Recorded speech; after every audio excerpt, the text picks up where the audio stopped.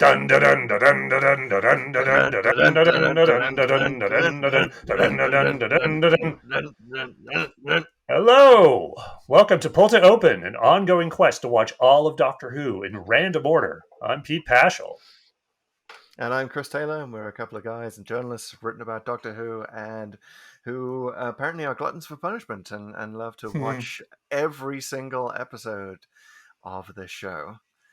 And Every single one in random order. in random And order. I'm even more some weeks more random than others. And this one This is a this pretty one feels random like week. Although yeah. it has strong connections to other stories that we've been to with the randomizers. That's interesting. But before we get to Tara, Mm-hmm. let's talk about the news that dropped this week. Big news in the world of Doctor Who. Jodie Whittaker is leaving. Chris Chibnall is leaving. There will be a new Doctor. There will be a new showrunner. There will be a new era. Pete, what was your immediate reaction to this news? My immediate reaction was sort of wistful, like, oh yeah. I mean, kind of too bad, not in the sense that they're leaving, and I don't know, that sounds kind of mean, and I don't quite mean it that way, but it's a little bit like I feel like whether it was true what Chris Chibnall said that they basically set a pact to do 3 years and then did it or not, I do feel like people want to sort of turn a chapter, not necessarily on Whitaker and then the new sort of female doctor idea, but Mm, it's like it's not really feeling it. We're not really feeling it, and I think we made those sort of observations over the course of Series 12 when we were commenting about it. That yeah. it's like we kind of were rooting for it, and we're not. We kind of don't want to reject it because it is kind of supposedly doing. It's sort of a bold new era in a lot of ways.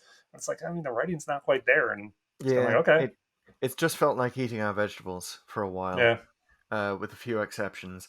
I'm actually more excited about the Timeless Children reveal since it happened, just because the possibilities it opens up. So, oh, interesting, I feel like I have less of a negative response to that season, and maybe the first two seasons are going to look better on rewatching. That's happened before. It's entirely possible.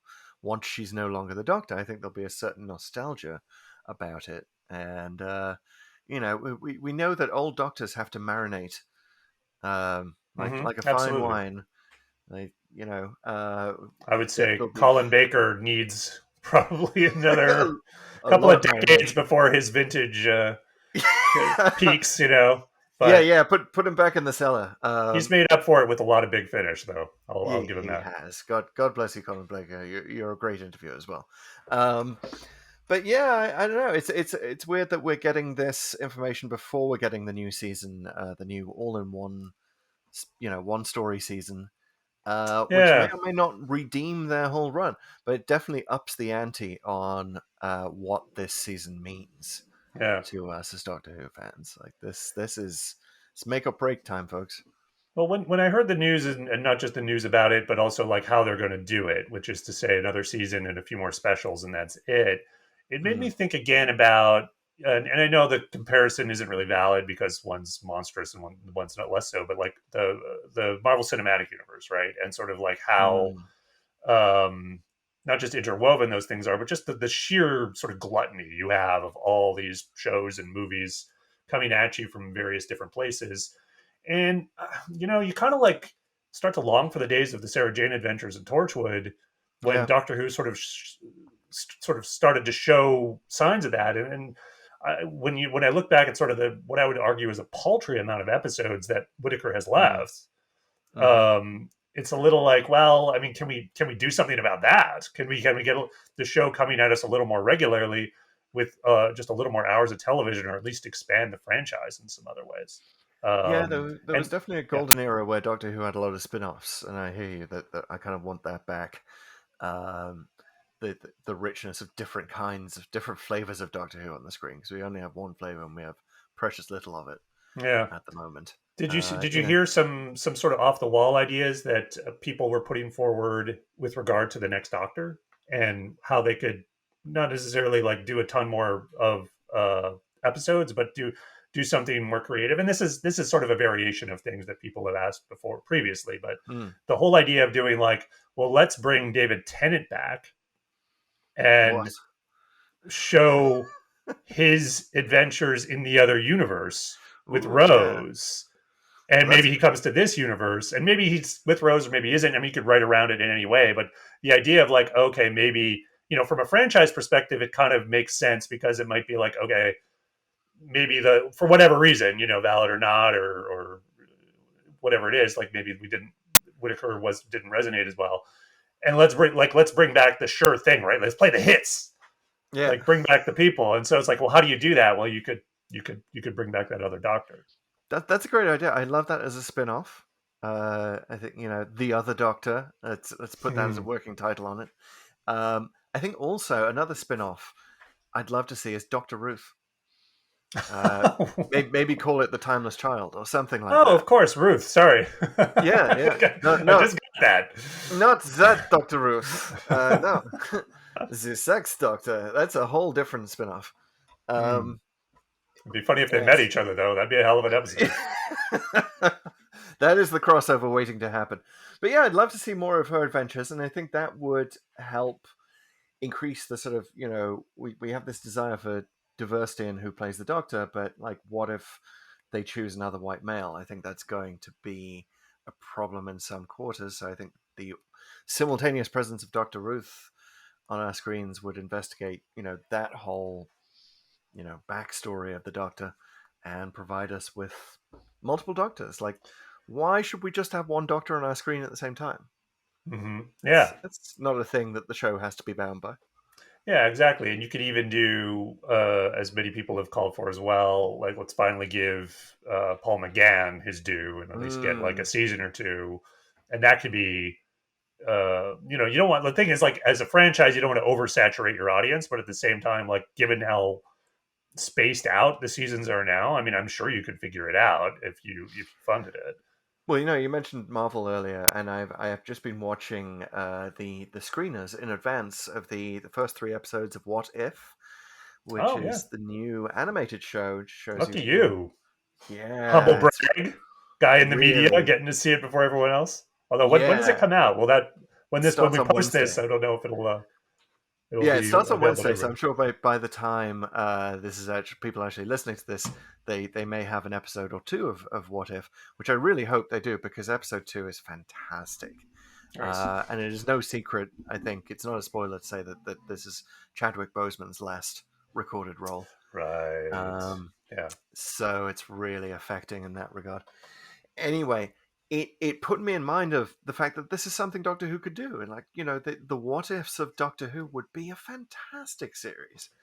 I invite the creators of Doctor Who to, one, listen to this podcast, Yeah. but also, if you want to just fast forward to the end of every pod we do where we talk about what if the evil plot had succeeded, I think Yes. there you go. You have your whole, like, you've got a whole Doctor Who what if series right there. So feel free to steal our ideas, guys.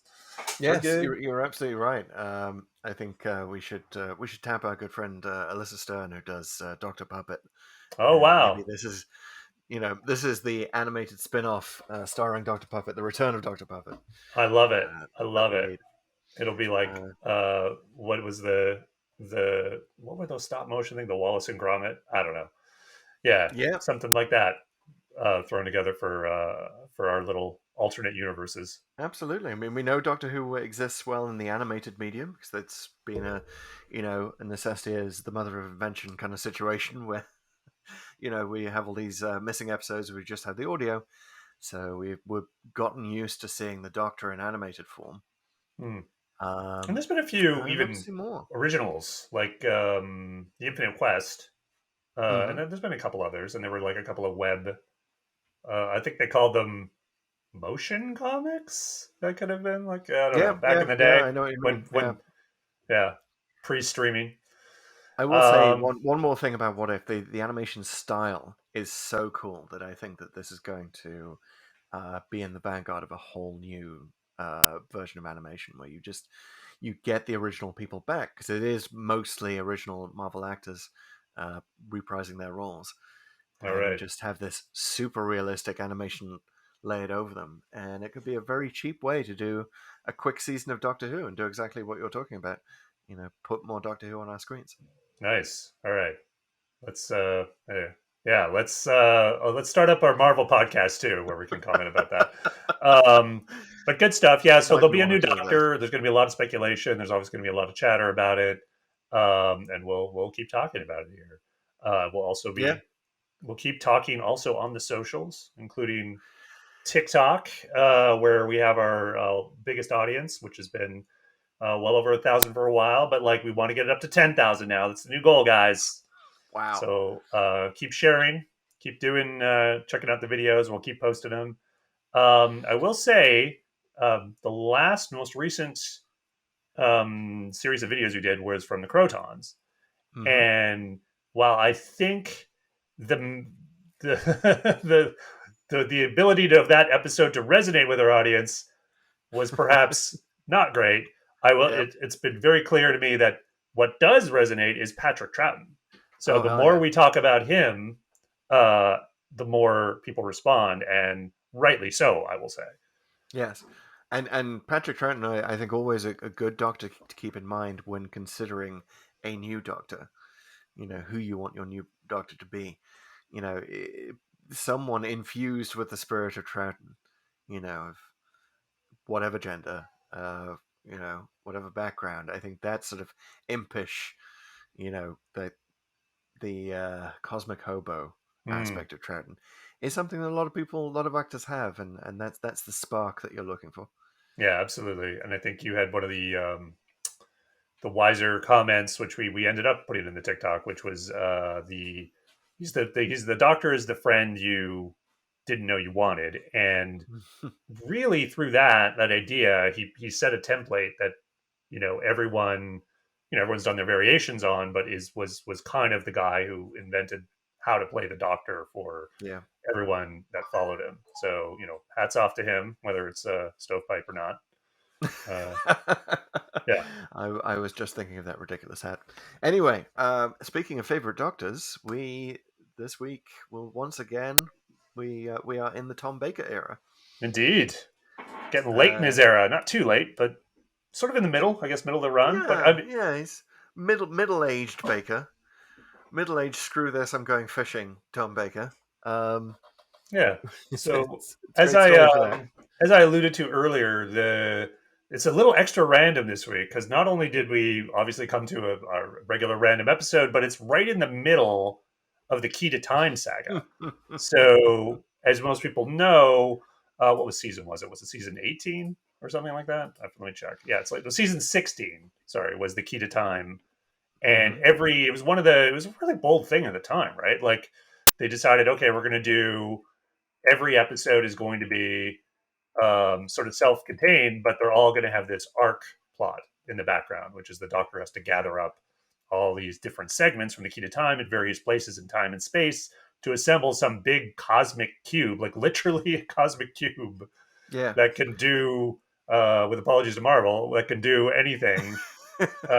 Essentially, because can stop time. I don't know. It's like it's essentially the Infinity Gauntlet in cube form, I guess, is what it Yes, and is. the Black Guardian is Thanos. Right, right. Yeah, so that's what they did, and one of the cool things they did, I guess, decided was that okay, there's no old monsters, right? Like no Daleks or Cybermen or whatever or Ice Warriors. Like this is all going to be original adventures on mostly new planets or with new people. And in this episode, the Doctor lands on a planet called Tara, which apparently is Indeed. populated by both humans, or at least human-like people, and androids. Indeed. Which plot reveal brings us to the moment I'm dreading, the segment we like to call TLDW. Too Uh, long, Doctor Who. Too long, Doctor Who. TL semicolon DW. Yeah, This is so. where one of us summarizes the plot in a set amount of time. Probably, I don't know if we're too generous mm, or it's not enough time. It really depends on the episode and how we're doing. But yeah, I believe it is your turn, Chris. I think yes, you're right on the money. With the fact that I'm trying to procrastinate here, uh, shows you that I'm terrified, and I think that we are right on the money with the amount of time that we give for this. Okay, so it's 2 minutes, Right, because before. you get 30 seconds per Yep. episode or per half hour episode, Mm-hmm. and for later ones we adjust as such. So we got 2 minutes on the clock. Are you ready, Chris, to summarize the Yep. androids of Tara? I've been All right. practicing this one in my head, but now it's completely gone. So never mind. Well, I'll you do it better live. get it back in your head as of right now. Okay, so the Doctor and Romana land on the planet of Tara, where the fourth bit of the key to time is. The Doctor says, "Screw this, I'm going fishing." Romana goes and gets the fourth segment of the key to time, which is part of a statue. So that's easy. But she also gets attacked by the Tara beast, and Count Grendel comes along, who's this roguish kind of guy who owns the land that they're on. And he basically kidnaps her, takes her back to his castle, and it turns out that she looks 30 exactly like seconds. this Taran princess. And they think she's an android. And they try to take her apart, but instead they actually kidnap her so that they can make another android based on it. It's not entirely clear. Anyway, meanwhile, the Doctor meets the Prince Reynard, who's going to be king, but he can't be crowned. He has difficulty being crowned because Count Griddle opposes his coronation, and so the Doctor suggests, "Hey, let's use this android that you guys all seem to have. Here's an android version of you. We'll crown him," and they One do minute. that. And then during the coronation, a android version of the princess that Romana looks like comes in and pledges her fealty, but the Doctor stabs it, and it turns out, oh no, it was an android sent to assassinate the king. Various shenanigans go on. The Doctor helps free Romana with some shady. There's some shady dealing going on with the Count, who lures the Doctor to a shack with the promise of freeing Romana, and then K-9 gets involved and Minute shoots 30. stuff up, and the Doctor escapes. And then there's this grand finale in the Count Grendel's castle, Castle Gracht, where there's some sword fighting, and a K-9 and the Doctor sneak in underground in a boat, and then the Doctor sword fights. Count Grendel wins, throws him over the battlements, and the Doctor and Romana leave, and K-9 is spinning around in a boat right at the end, and we don't actually see him being freed, but Time. they've got time. Nailed it. Nailed it. They Oh, like right whew, on.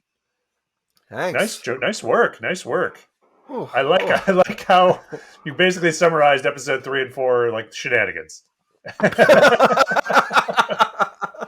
Accurate, I think. Accurate, 100% accurate. That's probably a good descriptor for the whole thing. It's shenanigans, and honestly, delightful and super fun shenanigans. I found. I thought this was a very fun story. A lot of humor. It's pretty apparent. Like I think the cast is having a grand old time. They really are. Um, yeah, with memorable characters, and this is a fine, whether or not like it's part of the key to time saga is I think irrelevant. Like it's kind of too, it's almost a little bit of a missed opportunity. But I would say, having seen the whole thing years and years and years ago, I feel like at this point, if you're watching it in sequence, you kind of want to break, from it. And Mm. this provides exactly that, like in terms of pacing the season. And again, we're doing this randomly, so we're just appreciating it for what it is. But as you're watching through it, I think it paces the whole saga really well. Well, let's talk about what the randomizer has done here, Mhm. because I think it's definitely increasing the randomizer as sentient theory uh, to massive levels, because it triggered memories and connections to a lot of the things we've seen, most especially the King's Demons, right? Ah, yes, Medieval makes sense. setting, android, um, but also the sensorites. The fact that the reason, in one line we get this line about a plague killed 90% of the population of Tara, and Right. that's why they have all these androids hanging around, which is kind of similar to the throwaway line in the Sensorites, so it's like, oh yeah, this plague last year killed 30% of our population or whatever. And watching these things post COVID, you kind of sit up at both of those lines and Hmm. go, wait, what? That is a huge amount of death. And it kind of makes it darker, right? Even though, yes, this is a laugh out loud kind of fun romp that never quite tips over the line into parody, but walks Hmm. right up to it. Um, Yeah, But at the well, like, same time, there's this darkness in the background of yeah, it. Maybe yeah. this is why they're all medieval assholes. Well, that's exactly where I was going. Where it's like you kind of like get the sense. I mean, that's never said, and you could really easily do a an explanation where they're just aliens. But it seems like this is like some distant human colony that's somehow gone back to monarchies and feudalism and whatever, which kind of makes no sense. But well, go with it for the story. But I mean, how would that happen, right? Well, if there's like a catastrophe of some kind, and then they sort of end up deciding, okay, well, I don't know, some weirdo takes over and establishes this. That would make more sense. I feel like the sort of quote unquote ancient traditions that they had, like they should have. Doctor Who's always bad at this. That's sort of picking the scale of things, whether it's millions of years versus billions, and in this case, they say like a couple of centuries Mm, since the plague. Like I think they should have gone longer, and then that yeah. that sort of would be a more of a catch-all explanation for all of this. Well, the interesting reason that Tara's society and technology seems to be frozen, despite the fact that they have advanced technology, is the fact that the nobles don't sully their hands with android repair or Right. science in any way, shape, or form. Science and engineering are peasant activities. Yeah, it's weird. They depend on it, but they don't hold it in high regard. Mm, And maybe I'm misstating that. Maybe they don't really depend on it. They're just kind of using this stuff for their soldiers and the androids. I mean, they're really mostly used here to fool people and subterfuge. You don't really see them doing remarkable androidy things, which I'm not sure if is a missed opportunity, but it's like they're mostly just impersonators. yes. And you don't see like your everyday Android labor bot, and you don't see them ever doing incredible feats of strength or running fast, doing bionic man type stuff either. Um, Yeah, and that's the reason why I'm glad that the randomizer showed us Planet of Fire first, because again, that was felt like Doctor Who's next attempt to have and to show androids or what androids could do. There's this fascination in the 70s and 80s with having a C3PO like figure, but for some reason the show can never attain that. hmm, It fails every time. Chameleon failed. We talked about that a lot at the time, and the attempts to have androids here kind of fail, although there are a few fun moments, like the Prince Reynard android, which the Doctor amusingly takes to calling George, um, which, by the way, puts me in mind of doesn't he call Romana Fred when he first meets her? that's correct. Yeah. Your name's too long. I'm going to call you Fred. So this is the season where the Doctor is in full DGAF mode. He just This is nicknaming everybody. He's yeah. like what the guy Everyone on gets a Lost. What's his nickname. name? Sawyer. Yeah, you're George, but even less creative than that. And he's like, this is the season when the Doctor's on strike. Like, Well, yeah. screw this. I'm going fishing. He's like, you're called Fred. You're called George. I don't care anymore. I'm just trying to be on holiday. I guess this is an interesting quest. Whatever. Don't burn my scarf off, please. Yeah, well, I Uh, guess he's kind of resentful for being like, you know, pushed along by the White Guardian, and he's basically a puppet on a string, yeah. or an errand boy almost to go get the segments for this guy, and he's trying, as best he can through his personality to assert more control. And I guess that's probably coming out here. Well, it's interesting, of course, that the season ends, spoiler alert, with the Doctor installing the randomizer. Um, so I think that that's not just the stated purpose is to keep himself out of the hands of the Black Guardian, right? If he doesn't know where he's going next, but also the Doctor delights this Doctor especially in not knowing where he's going next, and this whole Mhm. quest of actually knowing where you're going next. Oh, like next step, go to Tara, pick up fourth piece of key. He's so inherently Yeah. against that, and I don't know if it's partly the script, but it's also partly Tom Baker, who is just at this stage is like, I'm the Doctor. I'm enjoying being the Doctor. I'm going full Doctor and everything, but also I do not give a flying fart about anything at this moment. So it's which is the best Tom Baker, I believe. He's fantastic in this. Yeah, and he's And great doesn't throughout. even like every other Doctor. I think would be more flamboyant when doing swordplay, and we saw swordplay in the King's Demons. We Hmm. haven't seen Pertwee's swordplay yet, but we know he can do it. We all remember Peter Capaldi with a spoon. Um, like swordplay is a big thing in Doctor Who, and the duel that we get with Count Grendel in this is just it's kind of weird.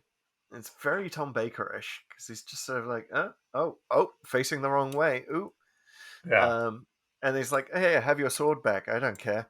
Um, yeah, and there's a lot of it. It's a long sword sequence. I mean, it doesn't feel long. It's quite good. But I remember I was, now that this is how old now? It was 76, 78. 78. So Yeah. we're looking at 40 years or roughly of improvements in budget and special effects and then action Mm-hmm. sequences. So I sort of couldn't help but watch it knowing that I could tell like Tom Baker was like, okay, don't poke my eye out with that, dude. You got the map. You got the helmet. Like he's kind of like a little bit tentative, and because they're obviously they're using fencing rapiers, but I mean those They can are. take your eye out. There's a reason people Seriously. wear masks while you're fencing. There's a But lot of things in this episode that, like, health and safety would shut that down now. Like, you couldn't do that. Like, Baker gets so close to the fire in the special effect where K-9 Mhm. is creating a hole out of the back of the Summer Palace thing so he can escape Count Grendel's stormtroopers. Well, it looks Uh, like his actual hat was when in that first scene where the guy hits the electric sword on his hat and it sort of there's a little flame burst. Like that was yeah, real to some extent. yeah. I mean, so yeah, they were hardcore, man. You can see him talking to Matt Smith on the set of Day of the Doctor, like, dude, my day, we didn't have stunt doubles. I had to put on that mummy costume, bro. But they Uh, did have a stunt double for Mary Tam riding that horse. Apparently, yeah. Well, I saw that one. That was so easy to see. Well, it was when she was riding and when she was kidnapped, right? There's two Mm, sequences, and I guess it was a mm, stunt double both times. right. So the Because she riding isn't as obvious, but the she the, wouldn't the get on the kidnapping is. horse. Yeah, Speaking of helmets, because she was actually a good horse rider, but didn't feel like she could do it without a helmet. yeah, Makes a yeah, lot of sense. yeah. Well, So good for her, right? I know, right? So both Baker and Tam should have been given helmets for the androids of Tara, and it's a crying shame that they wouldn't. And they'd write that into the script these days for health and safety reasons. I gotta say, speaking of Romana, one of the reasons this episode's remembered often is her outfit, Mm, which which she made she herself. yeah, and she gets in the TARDIS's alphabetized wardrobe before, right after checking out what she would wear at Tahiti, and I That guess was we such a sexist moment. That was so 70s. yeah, well, It at was least like, she didn't wear it, right? Like at least there yes, wasn't but yeah, a little it's a grass pandering there. skirt. It's a grass skirt. It would be super revealing. It's weird that sex is kind of in just a little bit in the background and a lot of points in here. Like Hmm. that we haven't mentioned Count Grendel's peasant lady friend, Hmm. who I forget her name, but she's the scientist slash engineer. Right, Uh, Madame something or other. Madame something or other. We Lamia, hardly Lamia, or Lamia. yes, Is it Lamia or Lamia? One of them. Lamia. Let's go with Lamia because Lamia. Let's not go there. She's not. Yes, she's It's not not lame or deserving of Lamia. that title. Indeed, but it's quite. She's quite a tragic figure, isn't she? Hmm. Um. Carrying a Anyway, torch for yeah, Grendel, which is like, what are you yeah, doing? And well, she yes, explains it. I mean, honestly, like she's more fleshed out than a lot of bad guy henchmen get, where she's kind of like, yeah, this guy's evil and this sucks, but I mean, it's better than yes. the alternative, And and there's this that's line. So sad. speaking of fleshed out, there's this line where Count Grendel said that he showed her a certain courtesy, Right. which is the closest you get to actually talking about sex in the old classic Doctor Who. Yeah. Um, but that's interesting. It's also quite modern in. So here are two things that the androids of Tara does. It passes the Bechdel test and it passes the Turing test. Hmm. Why don't we start with the second one? Yeah. Just so I can Well, keep up. yeah, I was bringing the Bechdel test because it relates to Madame Lamia, uh, because that's where it passes it, right? She and Romana talk science. They Hmm. talk about stuff that is not a man, which is so rare in classic Doctor Who, especially around this time. But then the Turing test, yes, it's George, the version of Prince Reynard. Um, the Doctor actually puts him through his paces to see if he'd tell, Yeah. and he does pretty well. Well, yeah, and it's implied he only does well because the doctor programs him, and so Yes. um, that's fine. And I kind of started to wonder like what sort of battery technology Tara has because apparently these androids only last a few hours. Um, but yeah, like the androids themselves, I mean, they're like I say, they're utilized in pretty much a singular way, and I think for the time it's fairly clever. Sort of like with the first, you sort of really start to get a sense of like you can't tell who's who, and that's sort of going to be part of the story right at the end of episode. Is it episode 1 or 2? No, it's 2 when the Strela robot Yeah, comes to pay homage to the android Reynard. that's And the princess who looks like Romana. the one time where it actually gets almost like it probably like goes might even step over a little bit, and this is not the fault of the script of the line of parody or even self parody, is when Grendel throws his spear through the Reynard robot, and Mm. that's really more of a special effects thing than anything else because it just looks so bad. Like it's so And it clearly like becomes suddenly it was a mannequin and like it looked like well not bad SNL but an SNL sketch, where suddenly the guys like it's we're all kind of supposed to believe it, but it was a little like okay, yeah, this is one zone where it didn't the idea you kind of just have to put blinders on your eyes and go with it, yeah. which is not certainly a common It experience in it Doctor hasn't it hasn't aged well, but I also forgive Doctor Who for this because I always remember the original cut of Alien, where the John Hurt, was it John Hurt gets his head sliced off at some point? Is that John Hurt or Ian Holm? I can never remember which Who. one. I think it's Ian Holm. No, Yes, yeah, Ian John Holm. Hurt's the one who yeah he was had the thing jump out of him at the beginning. And there's just a really bad overlap where it goes from the mannequin of the head to Ian Right. Holm's head on the Yeah. screen, and you're supposed to just sort of not notice it. Sort of go So with it. maybe audiences in those days, I think they were just more forgiving for this sort of stuff. No, agreed. Uh, Agreed. and the special effects in general, though, I have to say, the knights are basically stormtroopers, Hmm. and are even worse shots. Uh, they're just constantly missing There's so one much. scene, I think it's Romana's first escape scene, where she Yes. gets on the horse, and there's like this one dude with the crossbow in her way, and he gets out of the way, like, and he waits a while for her to get like a decent like 20, 30 feet away before he's Yeah. like thinks maybe I should shoot at her. I guess I mean, it's my job. Well, we have Yeah. to, I mean, this is proper union procedure Hmm. to, spend at least 20 seconds making sure you have the perfect stance, and you Hmm. don't want to risk your health and safety. We should mention, speaking of unions, the reason why I brought that up, which is that the Android Zatara on paper looks like a hugely popular serial because it went from like 6.5 million viewers for the first episode to about 10 for the second. Very nice. Uh, until you realize that there was a strike on the other main channel in the UK, ITV. There was no ITV the week Uh, that was on. People had no choice but to watch the BBC back in those wow. days of three channels, three terrestrial channels. That's a hell of an Uh, asterisk yeah, beside that rating figure. yeah, Interesting. you We'll thought it take it. was, Peter Jeffrey's fantastic portrayal of Count Grendel, but no, it's Well, not it what should people were have tuning been in for. because It honestly, should I have been. can't I can't say enough about that guy. Like he like in terms of like Doctor Who villains. I mean, Oh, he's great.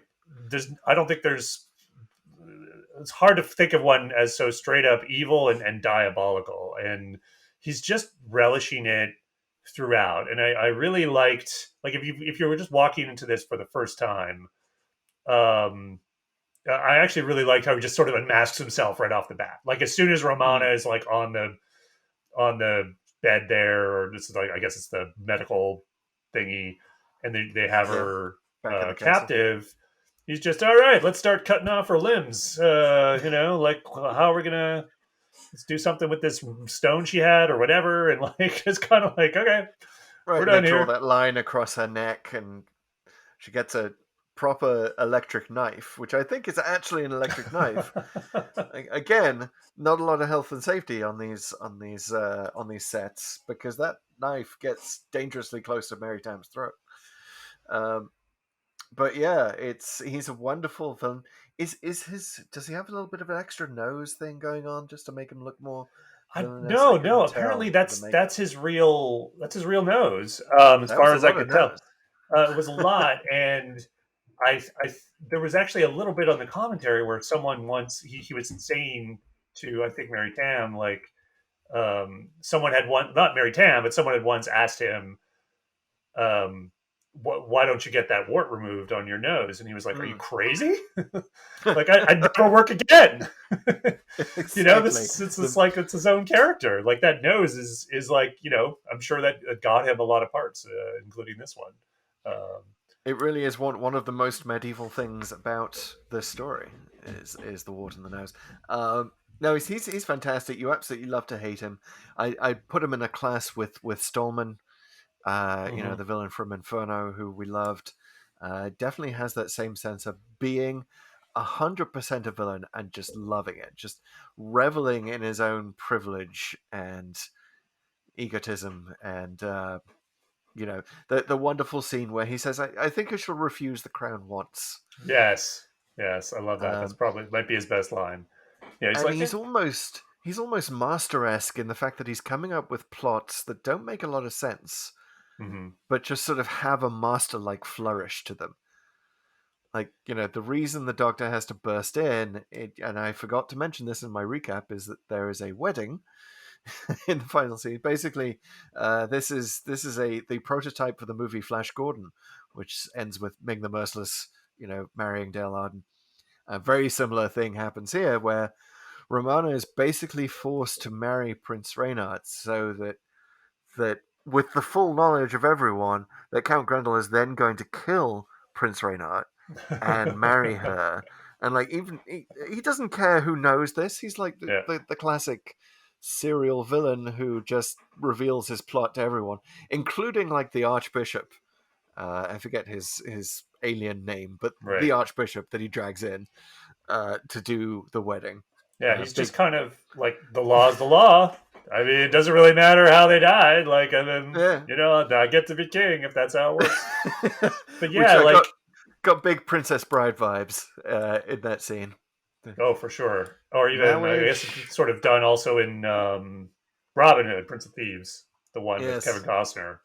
Um, but like on the whole idea that his plots don't really make sense, you're dead on. In fact, a lot of like the whole thing writ large doesn't make a lot of sense because it seems like a little weird. All of this is happening now. Like no one has planned for this coronation until very very recently, Yeah, and and who sets up a political system where you have to be on time for your coronation or someone else gets to be king?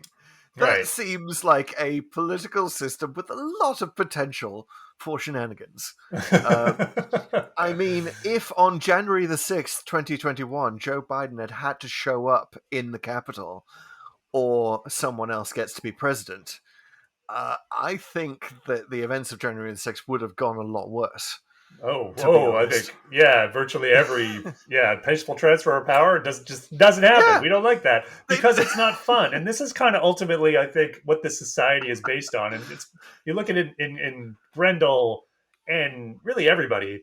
It's almost like this society is based purely on theatricality, like the quality of the theatrics that you are bringing forward is how the society judges you. Like, okay, well, if what you've done was kind of fun and interesting and exciting, we're going to revere you. And it doesn't matter if you're good or you're evil, right? Like, and so like that's kind of how I almost justify this in my Yep. mind on like how all this is happening. Like Grendel, like he just wants like at any point, like you kind of want Seth Green as Scott Evil to come in. Like, look, the guy's in your dungeon. Just kill him. Just kill the guy. Like he's right here. You just why did you poisoned him and you just kidnapped him? Just kill the dude. I got a gun. I got one of these electric swords. I'll slice off some head. We can do it together. Why isn't that happening? It's like no, because that's not fun, and we've got to do it in front of everyone, and then I have to be crowned. Like that's what he wants. He wants the moment to even when he's doing the sword fight at the end with the doctor, he wants that Yeah. triumphant like standing over him thing. And just look at the way he swan dives off the ramparts, right? Like, I was going to say that because that is the most dramatic, theatrical, triumphal moment. It is mm, almost as if Grendel wins yeah, the androids of Tara. His evil plot has succeeded in that he gets to swan dive perfectly, with perfect poise, off the end of the castle and escape. absolutely. And that's like and we never know what happens to him, which is the great thing. Apparently, like he was supposed to die at the end of it in sort of the original version, but they just love the character so much. They're like, oh, we gotta have a back door for this dude. You can't Sadly, kill the never. Grendel. Yeah. You cannot kill the Grendel. I'm going to hope for Grendel popping up in Jodie Whittaker's next season. So we are supposed to have some old villains back. Maybe he'll finally have his returning moment. But speaking of theatricality, speaking of this being a planet of theatricality, the fact that there happens to be a princess who just looks like Romana, it just happens. What are the odds that would just happen? And it's super confusing because the android versions of both of them. So Hmm, Mary Tam is technically playing four roles. She right. does it quite well in the playing the fundamental two, the princess and her. But nobody even remarks on this. Hmm. And what it makes me think of is that maybe Britain was just still so immersed in Shakespearean comedy in the 70s. Like Shakespearean comedy is huge, was huger back in the day, is not aging well in recent years. It has to be said. Hmm. Uh, but I don't know if we're watching these shows on BritBox, Pete. So you may have also checked out Upstart Crow on BritBox. If you Mm, haven't, you I haven't seen that should. one. Okay. It is David Mitchell of Peep Show plays Shakespeare as a young upstart author. Upstart Crow is actually a thing that a jealous playwright named Robert Greene wrote, and Green is sort of the villain in the show. But it's a wonderful sitcom. It's very Blackadder-esque, written by Ben Elson, who co-wrote Blackadder. Um, but it is one of the recurring jokes in that is that Shakespeare thinks it's hilarious when you have identical twins, running around a country, or like, just the plots of mistaken identity are just roll in the aisles funny to Hmm. him and to nobody else. Well, it was definitely a thing that was more, I don't know, of the era of the 60s and the 70s. I mean, it comes again and Parent Trap. again within, yeah, Parent Trap. Even in Doctor Who, right? You had Salamander. Yes. There was I forget, it's a Lost Hartnell episode where there's someone, he plays one of the bad guys too. And this whole idea of there's a double of you somewhere. Um, Don't I remember reading that Hartnell had this whole idea for a spin off show called Son of Doctor Who, in which he would play wow. his own Oh, I haven't son? heard that. Yeah. Yeah, I think I remember that from way back in the day. And it's like we're talking about the Doctor Who magazine interviews of my youth. They wrote about this more than once. Yeah, Son of Doctor Who. I'll see if I can provide a link for the show notes. But that was Well, Hartnell's sort of off the wall idea. I think the idea kind of works in Doctor Who in a retcon kind of way, vis-a-vis what they did with Capaldi in the new series, right? Hmm. And this idea that the Time Lords and Time Ladies, if you will, like might have templates or other, because it sort of happens again with Princess Astra with Romana Yes, I was 2. gonna say that. That, Romana is sort that of was obsessed with that, yeah. looking like a princess. It's more that's right. You could unpack that. Wow, I'm sure her therapist on Gallifrey would have a lot to say. But um, yeah, this I think they've explored it kind of well with the Capaldi idea, and it doesn't really account for the other Mm, things. But the idea that a Time Lord in particular has there's a greater chance of a double, or there's some kind of template out there that has either served as the template or has inspired the actual person. It's kind of a neat idea, yeah, and wouldn't mind seeing that explored a little more. Like yeah, it's and of almost course like Tom. the Cylons in the new Battlestar Galactica, where it's like they decided they were going to replicate the human race, and they decided there's only 12 of you. Like we're only going to have Yeah, 12 models because that's really all we yeah, need. that's it. Yeah, we 12 archetypes, and we're good. Um, yeah, and of course it is sort of Doctor Who canon that the Doctor enjoys his Tom Baker incarnation so much that he regenerates into Tom Baker Oh, and for the at for some the later like the the curator, caretaker, yeah, curator. That's his. Sorry. yes, Yeah. uh, at some point at the end of his life. Is that? Uh, I know that's not officially canon, but I know that's a big theory, and there's other theories of like there's parallel versions of the Doctor or other versions of the Doctor, and there's one in the novels I think that's sort of referred to as the other. mm, Um, so yeah, there's a number of ways you could explain it, but like that would be really cool. I mean, now that we have the timeless child, I guess those theories are yep. pre-timeless child. So now you can certainly make the case you'll revisit certain incarnations and come Well, he back. does say in the future you may revisit a few of your old faces, but just the Right. favorite ones, eh? Mm-hmm. Which I love. Sure. I love that line. And so yeah, doubles in Doctor Who. You're right. It is definitely a thing. Uh, it, more or less in canon. Um, but yeah, these days it is remarked upon, Mm-hmm. and not just sort of left hanging. Like, yeah, sure, this is going to happen. Yeah. So like I think with the double shenanigans in this episode, Mm-hmm. um, I think there was probably just enough. I mean, like I think I kept track of most of it, and even though none of the plots individually make a lot of sense, it's like particularly when Grendel gets his final plot, and I like how he and the good guys both sort of think on their feet Mm. when the other party foils their plans. They're like, okay, well, we can still do this with this, and use one of the androids to sort of achieve what I want with the real thing. Um, so, and when Grendel runs out of androids, he just uses Romana. Yeah. Uh, Just when in doubt, throw in a real human being. Who cares? Um, yeah, it's kind of a weird setup in a lot of ways, and it's kind of a class commentary, which again we've seen throughout Doctor Who in the 70s. mhm. Because isn't there a point where the Doctor takes care not to program George, this version of the Prince, to be too intelligent? Right. It's Yeah. it's definitely a spoof on the upper classes here, which was very, very common theme on the BBC in the late 70s, which was getting super class conscious, super pro working class around that time. It's a very interesting time in British culture. Well, speaking of some of the sort of hangers on and maybe lower class, I thought in a big departure from some of the episodes that we've done recently, they were all pretty colorful. I think the Mm, only exception might be Grendel's primary henchman. I don't even remember his name, but he's not really that memorable. He's kind of there, and the only thing he really does is like almost kill Strella at the very yeah. end. But he does very few lines, and it seems pretty clear to me they decided we don't need this guy, right? Like, I mean, like this is the star. Like, let's give the lines to Grendel, and this guy just kind of runs around.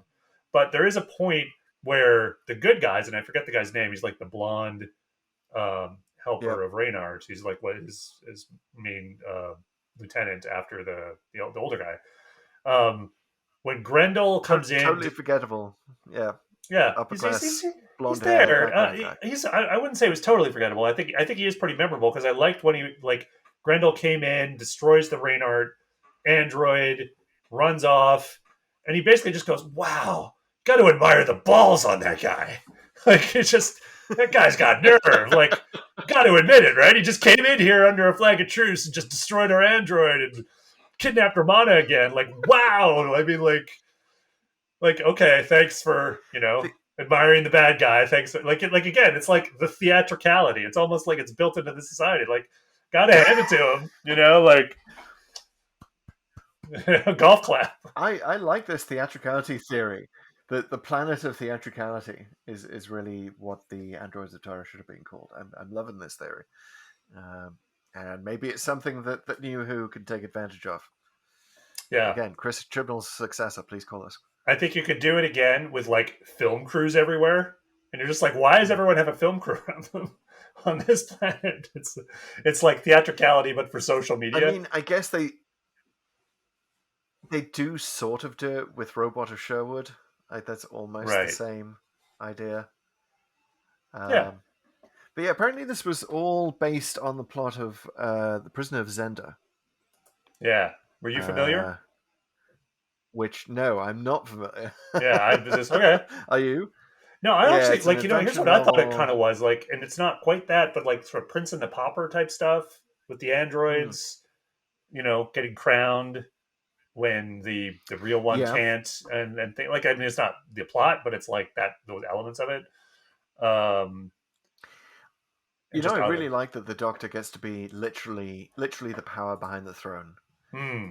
in this. I can't think of any other point in Doctor Who history where the Doctor gets to do that and just literally be the power, like twisting the knobs on the back of the android Yeah. um, when he fails during his coronation speech. Like, just a wonderful, hilarious scene, but also kind of shady. Like, have they done something illegal here by installing an android on the throne? Doctor doesn't care. Well, it's also Is like, this are you that constitutional? Does sure at this point you're with the good guys? Like, he just completely just takes the mm, side of these. "Oh, all right, I'm sure Reinhardt's great. He seems nice to me, so let's just make him yeah, king. I won't do any research or anything like, but it's like, they were yeah. It's even though just they're not really he's nice right away, right? They're kind of like, oh, we're gonna kill him. It's like Reinhardt's like, no, no, no, let's not kill him. Like, you can go free. It's like, oh, thank you. well, the Doctor is just sort of automatically recognizing the legitimate ruler Mhm. or the legitimate about to be ruler, and is like just gets Machiavellian from that point. Like whatever is necessary to install you on the throne, even if it involves being duplicitous and fooling a room full of people and having an android actually be crowned. Uh, yeah, Yeah, which kind of like it sort of emphasizes the lower stakes even for the Doctor in this one, I think, because he doesn't see or recognize a society that needs like its entire system upended, which is usually the template for a story like this, where mm, it's like this whole monarchy needs to go, we need to start a revolution, et cetera, et cetera. It's like, oh no, it's like I'll just get these people I like running the show here and have some fun with a sword fight and grab my segment and go, man. Like this was, yeah. hopefully, Well, let us hopefully get not a fish on forget. the I way mean, out. exactly. The Doctor is a Time Lord. He is a space aristocrat. We kind of It's forget true. that a lot of times, but it is something it's hard to forget in classic Who, Yeah, that there are he's just he's a these moments where the Doctor's a dandy. He's just literally an entitled sort of independently wealthy. You sort of think of him as a kid with a trust fund at a long yeah, phase, just bumming around, permanent vacation. yeah, and I feel like your DGF attitude for him there fits really well with that because Mhm. given what had happened to him earlier in this his regeneration, like basically an earlier Tom Baker episode, which was the face of evil, and Mhm. he finds that his interventions in a previous point had sort of created this weird society with a computer that with his face and it was all screwed up because of that. So Mhm. you would think you'd be more careful, right? But I think at some point he just shrugged, like, I mean, I do my best, and I do, and even I deserve a break sometimes. Yeah, I'm going fishing. Yeah, so not so much Face of Evil, not like what it's like. I guess you learned your lesson. What lesson? And and speaking of fishing, isn't it wonderful that he just sort of opens the door onto a supply closet off the main console I area of the TARDIS that we've never seen before? love it. He's just got it ready. It was either that or pull it out of his coat, right? Like he's just always had it, which is usually the solution. It's like a little too big, a little too big. But the Yep, yep. alphabetized, we didn't talk about it, but like the alphabetized wardrobe was. I mean, it's a nice comedic moment, but it's so funny that it's what um like she just has. This is what everyone on Tara is wearing this year. Nobody's wearing that, Romana. Like, because like she's walking around, nobody has the same like purple outfit. It's all just okay. Yeah. And also that scene is kind of weird. Speaking of closets that just open off the main console area, that appears to be what she's looking in, Yeah. right? Or, am I misremembering a corridor in there, and we're just sort of supposed to think that she's gone and found the room with the clothes marked No, under I the think letter it's T? kind of like right there, and it's funny. Yeah. Like newer TARDISes, Capaldi's in particular, were more conducive to that, right? Because he had Mm. like shelves and stairs and all this stuff, and the console room was really like his apartment. Whereas less so in Classic Who, it's usually like there was a table and a hat rack, and that's all you had. But the idea that maybe within this closet there is outfits for every possible planet they could get to, and every time you could go to on that planet. Yep. Like I would love to see that realized in like New Who, where it's like maybe hangers on robots and sliding and like in and out and all and it's like not like you would in Star Trek you would just replicate it, but I like the idea that Doctor's old school and it's just I just have them all. I just have millions upon millions of outfits for all these worlds and they're all just there in the TARDIS. Yeah, I'd like to see the TARDIS as more of a sort of Amazon fulfillment center where the Doctor can press a button from the central console and some robot somewhere goes down a shaft, along a corridor, picks up the entire room of costumes, labeled T, sends it Right. up to the main console room. There you have it. It's like Um, super modular. I love it. but also, I mean, the Doctor opening a supply closet reminded me because I recently, because of the 10th Planet, rewatched Twice Upon a Time. That whole thing about the Doctor having a bottle of brandy throughout his entire adventures between William Hartnell and Capaldi. Hmm. Uh, the same bottle of brandy is seen on both ends in both TARDISes, right? Which means it's there for the whole time, you know, during every other Doctor's adventure. Yeah. So it is there right next to the supply closet where Tom Baker gets his fishing rod. Like he could also open up that little closet with the thing of brandy, uh, Wasn't there a take a moment swig. in Husbands of River Song where she grabs it? I could be wrong Ooh, about that. Where she like pulls it out. She says something like "Don't tell Daddy." When this is when like Capaldi is like still pretending he's not the Doctor. yes, Yeah, I have to go rewatch that one, or we will at some yeah, point. So that's maybe I'll hold off. But yeah, the brandy. No, yeah, it's funny. It's still they got to start going back to old other episodes and whatever it is, whether it's fluid links. I mean, they do this all the time, but like little bits of the TARDIS that we might have forgotten about. Like there's all that stuff with the invasion of time. I mean, they mention yeah. the swimming pool sometimes, and it's a good joke, but I love TARDIS continuity, and I love the exploring the TARDIS more. And I really think that the show hasn't done it enough. mm, Hasn't necessarily always been successful when the show does do it, but let's keep going. Let's mhm. let's investigate the TARDIS a little bit more, guys. Anyway, Taro was So satisfying for doing that. yeah, satisfying in so many ways. Fun app. So, but should we explore now what would have happened if the evil plot had succeeded? So the evil plot Yeah, here, I there's a assume few. that's it's probably just like the final wedding, right? That's Let's start ultimately, there. Yeah, yeah. Well, whatever. Any of the evil plots end up with Count Grendel on the throne, right. right? So it could have happened earlier where they don't get into the wherever it is, the coronation place, the palace in Yes, time. and the archmage. What the hell is he called? Archmadrite? I don't Something know. He's got a really. funny hat guy. Let's just He's call him funny that. hat guy. By the way, did you notice he has a costume that is like the color of Baker's scarf, or all the colors of Yes. Baker's scarf are on his costume, and it's so 70s, and it's just one. It makes you think that we're in this 70s cult where they are literally worshipping the scarf. Yeah. Uh, You're so right. It's good times. Archimandrite. Archimandrite. Oh my god, Yeah. I can't believe I remembered Played that. by Cyril Shaps. Who was in uh, other stories Doctor Who. I believe this is his last one. Oh, wow. But he's a veteran of the show, which maybe sort of puts this whole seeing doubles on different planets thing into perspective. Because Right. let's face it, in classic Who, the same faces turn up quite a lot, Quite a lot. uh, so the Doctor must be used to it by now. That's why they Oh, don't mention it. yeah. So he was apparently in the Tomb of the Cybermen, the Ambassadors of Death, and Planet of the Spiders. Oh, you know what? I recognize it from Planet of the Spiders because he has such a Interesting. memorable role in that one, and Yeah. it's his character's off pretty quickly.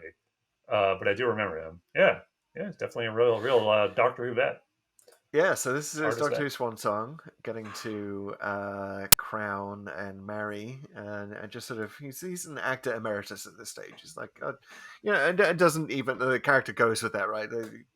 As an archbishop, he's just like, yeah, whatever, sure, I'll sanction this legal murder of Count Grendel after you marry him. That's legit. I see that you're forcing them into marriage.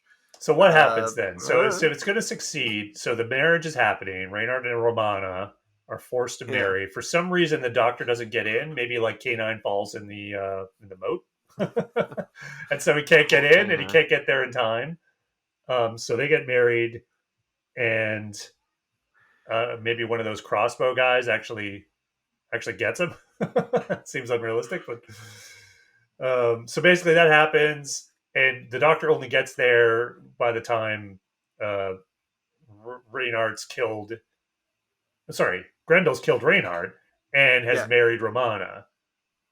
and And then he was going to kill Romana, or no? Was he going to keep he was gonna. Romana slash the princess alive? I mean, it seems like he. I think it was pretty clear he was going to kill her, but like it would be. It seems like a little much even for him to like do it immediately. Like you think it was arranged for an accident. Remember, it's Well, as you point theatricality, out, right? he was ready to slice her neck off. So, True. but yeah, sooner or later, Romana is toast. Hmm. Um, What happens to the doctor? s- Like, I guess the doctor is just somehow imprisoned, or like, yeah, well, it's we always talk in the one of these all plot that succeeded invariably ends up with the Doctor regenerating because usually like the only thing that will make it succeed is killing the Doctor. so you kill the But let's doctor, talk. and he becomes Well, let's Davison. also talk about the fact that if he tries to kill Romana, Romana will regenerate, Oh, but why? I she don't know why can't I wouldn't think of that. regenerate into her Lala Ward Right, because incarnation because she hasn't met Princess Astra, so she right. becomes something else, possibly the sort of Valkyrie-like figure who we see when Romana actually does regenerate. Remember, she does all these sort of weird in the middle Right, regenerations. she goes through a few Yeah, templates. and one of them is this super tall Valkyrie. So I like to think it's her. Okay, Uh, and that seems like a regeneration of Romana that would kick Grendel's ass and just sort 100%. of bust her way out of prison. Take the TARDIS and probably go. Screw you, Doctor. Have all the Wow, fishing you want. and he's just left there as Peter Davison Yes, to recover on Tara. who would be a better sword fighter, as we know. So Right, right. What did I? Yeah, he was all right. it was all right. You know, I don't made know. for a I more. if if you had to choose which sword fight to rewatch, this one or the King's Demons, what would you pick? I don't know. It's been a while since we watched The King's Demons, so I don't know about that one. It is super weird that the music cut out for this one. Yeah, and they end Like up sort it's of moving around the castle a lot, and you don't really yeah, get a lot of that. I kept thinking like not kept thinking, but at one point I thought the sword fight in the James Bond movie Die Another Day is a really good. It's actually, in my opinion, the best thing about that movie. And one of the cool things about that fight is they move from place to place as they're like trying to kill each other with these big broadswords. They're going Mm. like into this club, and then they're outside, and then they're running around cloisters. It's really really crazy over the top. Whereas this one sort of tries to do some of that, but it's just like the transitions aren't quite as good, and also the lighting's really bad in a few of these places. And I think that might be It slightly on really purpose. is. Yeah, you just don't really see a lot. It's like Yeah, really shady. it gets a bit Battle of Winterfell in there Hmm. for a few scenes. Like It's I super think, weird. But yeah, yeah, the lack of the music, I wonder if like the yeah, musicians just went on strike that week. yeah, They're like, we'll leave this for some exciting sword fighting music, and they just never got back to it. yeah. I Or think they just rushed it. I think that you're right because it's like it's conspicuously absent, even for Mm. like a 1978 episode. They're like, you I know, know. I mean, we got that in the Sensorites. Remember, we were talking about that at the end of episode 1 of the Sensorites. yeah, The music just sort of cuts out for no reason. Definitely got Sensorite vibes here.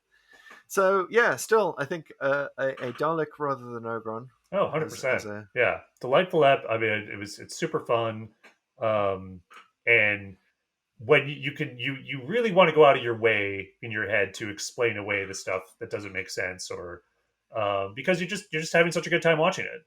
yeah, So and that's exactly what I think defines good Doctor Who. You just it not yeah, only does you it entertain willingly you get your head canon going. suspend your disbelief, Exactly. as you will do on Tara, the planet of theatricality. So, shall we find out where we're going next? Yes. Let's. Speaking of the randomizer, let's randomize. Mm-hmm. Let's find out where we're going, where it's taking us. If I can open this So, file. so we are, just to explain to non-regular listeners, we have a spreadsheet of 297 discrete Doctor Who stories that we've identified. Varies slightly from the official list, Mhm. but our show, these are the ones that we want to watch. So there we go. There we have it. And while Pete is looking at that, I am looking at random.org, which is a random number generator based on atmospheric noise rather than algorithms, which is how computers usually simulate randomness. They don't do it very well. So once I hit generate, atoms will bounce around the atmosphere and we will get the number of the next show that we're going to. It's an incredible Uh, device. Our yes. All randomizer. right. I'm loving it and more every time. Bring it on. I Right? sometimes challenge the randomizer, but you know what? Do you want I, to issue a challenge tonight? no, I'm just going to give it some feedback. I have faith in you, randomizer. You're going to take us where we need to go, even if it's not We'll, necessarily where we want to go. we'll just go to the Husbands of River song next, just to find out about the brandy. Just to screw with me. Yep. Alrighty, shall All we? right. Yeah, give me Three, a countdown. 2, 1. 271. Oh wow, we're getting late. Oxygen. Ooh. We're back at Okay. Capaldi. Back in Capaldi. The Yeah, randomizer loves the Capaldi. It's just randomizer loves Capaldi.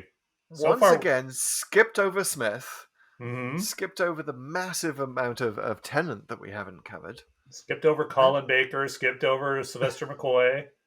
yep. Wow. Okay. Yeah, loves Capaldi. This is going to be our fourth, and really even more than that because a good chunk of the Capaldi episodes we've done have actually been two-parters. Yep. Um, so yeah. All right. Well, we'll bring it Our on. first Capaldi one-parter. I think No, we did sleep that no I'm right in more. saying. We did Sleep No More. You're Yeah. right about that. And this one, Oxygen, as I remember, is also a bit of a sort of a class based story, Oh yes. a metaphor for class tensions. So clearly the randomizer is getting political with it. Yeah. This one's a lot. It's not subtle, as I recall about that. So, but yeah, no, I remember this one. I think you do too. That's some good Yep. stuff about this. But it'll be interesting to see it a few years later. See if the And it context has is shifted at all. it is just 2 away from where we've already been with Pyramid of the End of the World and Lie of the Land, right? Right. And this is the one in which, spoiler alert, the Doctor does go blind, which we know he is in Pyramid of the End of the World. So we'll get to see how that happened, which I've totally forgotten. So Lots to great, see or not looking forward see. to it. Haha. Ah, Oh, that joke is a big indicator, I think, that it's time to thank you, listeners, for listening to our podcast here. This is a podcast. It's called Pull to we're a Open. podcast. Holy Yeah, shit! we're on the podcast services, Chris. We're on the iTunes. I keep saying iTunes. It's not iTunes anymore. It's the podcast app on Apple. We're on Spotify. We're on Google. We're on Breaker. We're on all wherever you find podcasts. You're going to find Pull to Open. And we'd love it if you would subscribe to us if you haven't already. So please do that. Hit that button and leave a review if you can. We love those 5-star reviews. But you know what? We'd love to hear what you have to say, no matter what you have to say. So please leave a review. We'll read it out on air if we can. And follow us on the socials. We are on the socials. We're super active on TikTok. We're sharing chunks of the show. We are always there in the comments. Love to hear what you think of the channel, the podcast, whatever you want to comment on. We're down to nerd out with you about Doctor Who. Same goes for Twitter and Instagram, where we are at Pull to Open 63, and we're sharing stuff there too. So please check them out. All right. Well, Chris, I think this is it. Yep. Thanks for listening, everyone. We will catch you next time. See ya.